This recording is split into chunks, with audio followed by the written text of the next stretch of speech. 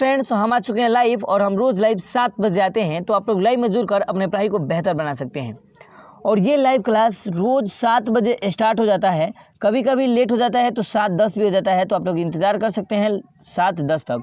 और हम रोज़ लाइव 7:10 से स्टार्ट कर देते हैं, लगभग 7 बजे तो रोज़ स्टार्ट हो जाता है, कभी कभी लेटेस्ट 7:10 हो जाता है।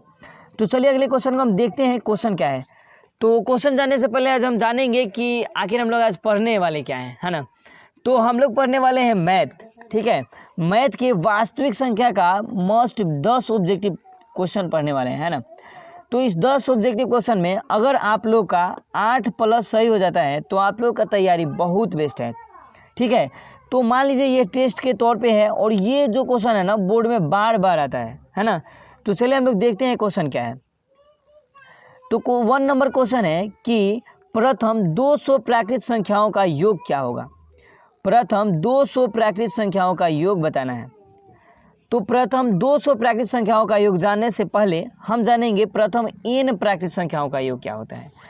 तो उसका होता है n into n plus 1 by क्या होता है 2 होता है, ये सूत्र है।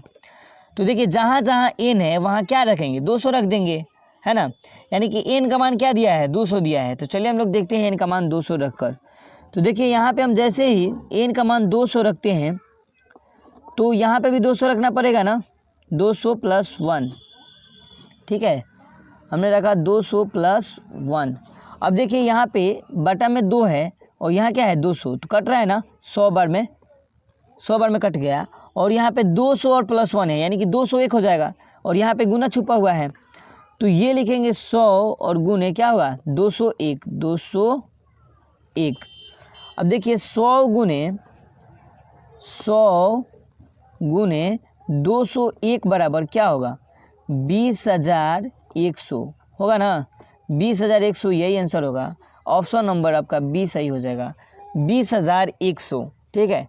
चलिए अगले क्वेश्चन को हम देखते हैं 2 नंबर कि यदि m धनात्मक पूर्णांक हो तो धनात्मक विषम पूर्णांक का रूप क्या होगा, है ना।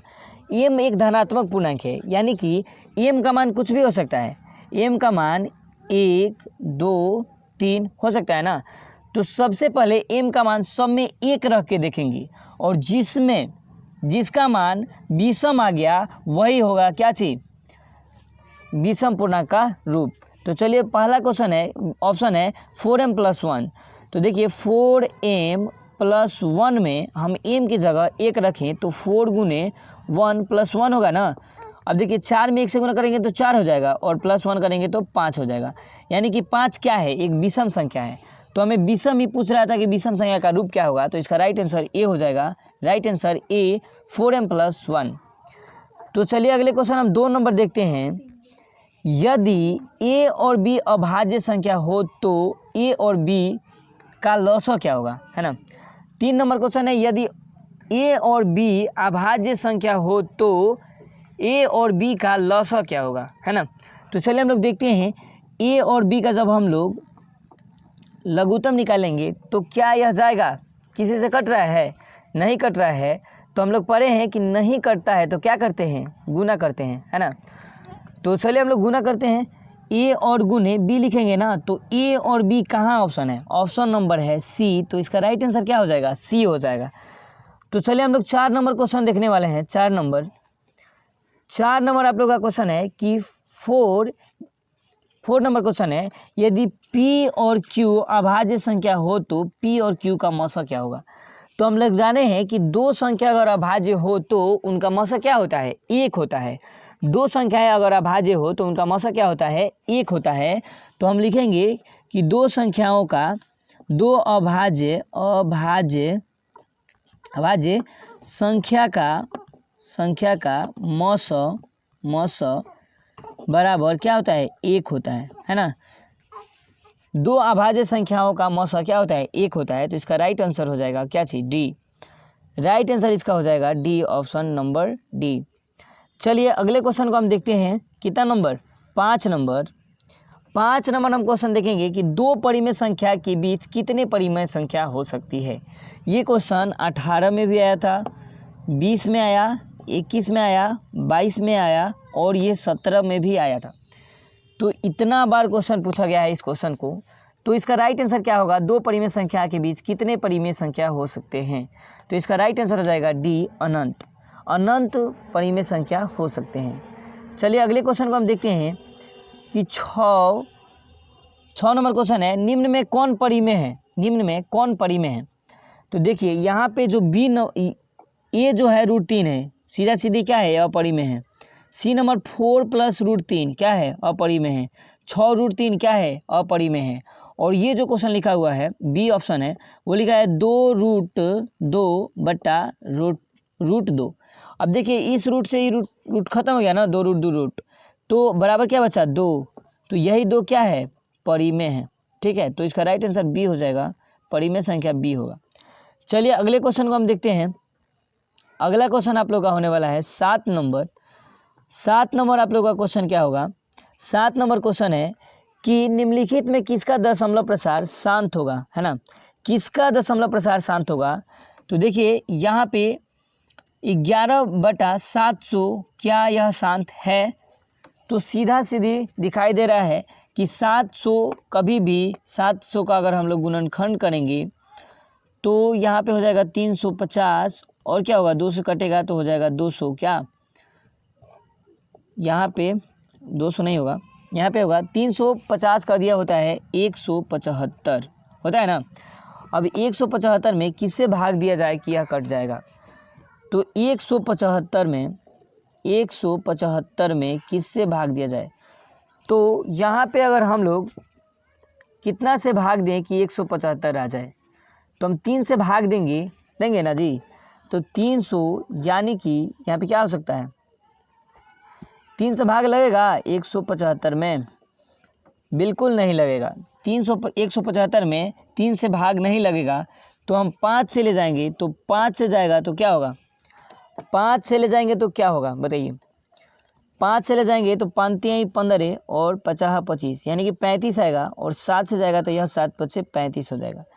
इसका मतलब है कि 7 आ गया, जिसके हर में 7 आ जाता है क्या वह शांत होता है, नहीं। एक रूल आप लोग याद रखिएगा कि जिसके हर में 2 और 5 के अलावा कोई भी अंक आए तो वह अशांत होता है ना। तो ऑप्शन नंबर ए ऐसे ही छटा गया। और बी तो सीधा सीधी दिखाई दे रहा है कि यह 7 से इसमें भाग लग रहा है 21 में। 21 में क्या 7 से लग रहा है ना, 2100 में 7 से लग रहा है। इसका मतलब यह तो नहीं होने वाला है ना, ये नहीं होगा।